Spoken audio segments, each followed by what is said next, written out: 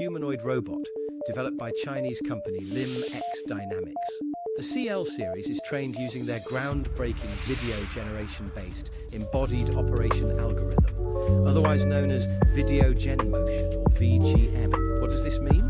They're training existing generation AI to models on videos of human movement. By creating an AI database of that data, they can then generate training material for their robots just by using prompts.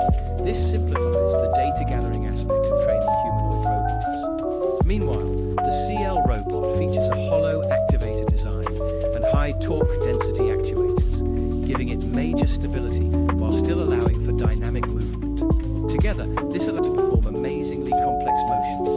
It can go from a standing position to lying down. It can also do squats, walk backwards, and even stretch. Maybe it can even lead an exercise class in the future. What do you think of the CL series and its training method? Would you join a yoga class led by a robot?